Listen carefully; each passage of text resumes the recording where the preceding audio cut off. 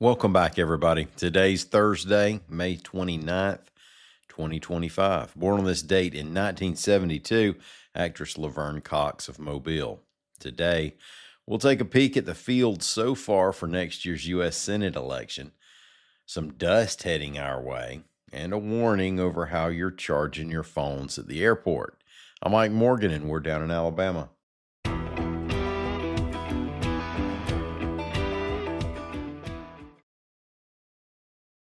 Comcast is committed to bringing access to the internet to all Americans, including rural communities across the country, like Sussex County, Delaware. We were being left behind. Everybody around us seemed to have internet, but we did not. High-speed internet is one of those good things that we needed to help us move our farming, our small businesses, our recreation forward. Learn more about how we're bringing our next-generation network to more people across the country at ComcastCorporation.com/investment in America.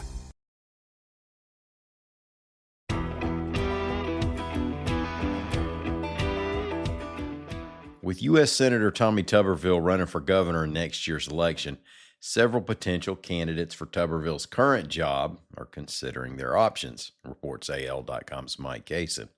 Now, we've already mentioned here that a Democrat, former President Trump supporter Kyle Sweetser, has announced he would run, and now a Republican, former Navy SEAL and former Jefferson County Sheriff candidate Jared Hudson, says he's in as well.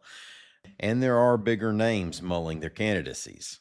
State Attorney General Steve Marshall said this spring on Alabama Public Television's Capitol Journal that he might run for Senate depending on what Tuberville did. Well, Tuberville's decision is made, so look for an announcement from Marshall one way or the other soon.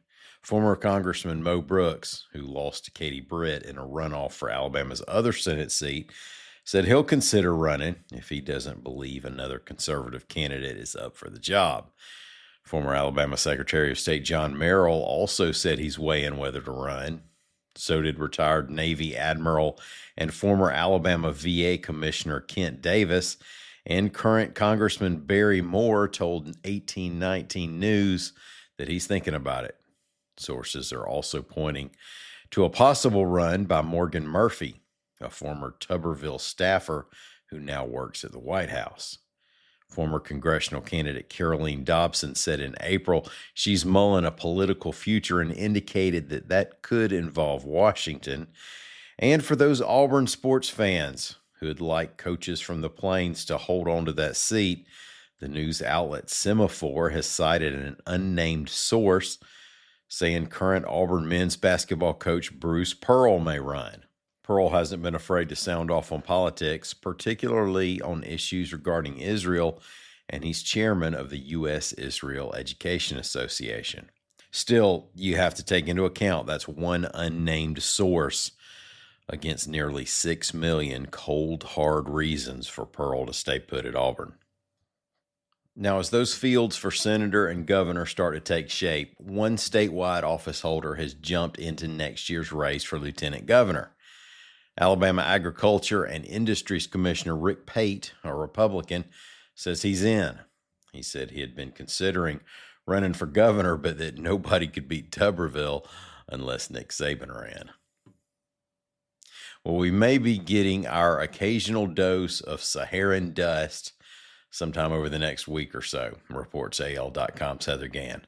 During the late spring and summer, masses of dry, dusty air form over the Sahara Desert in Africa, then begin to ride the winds westward across the Atlantic. Now, there are benefits to Saharan dust.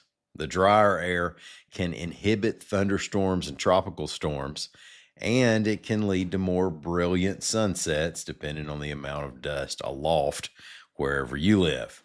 Now, the bad news is that it can reduce air quality enough to affect people who already have respiratory issues. And the TSA is warning people to watch how they're charging their phones at the airport, reports AL.com's Lita Gore.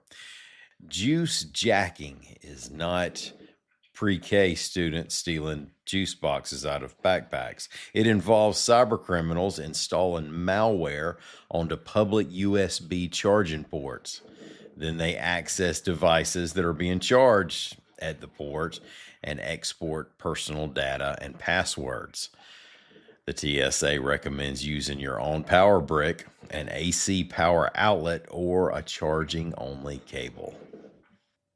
Thank y'all so much for listening to us. We'll be back here in the morning. Until then, as always, come on by and see what we're doing anytime you want to on the World Wide Web at al.com.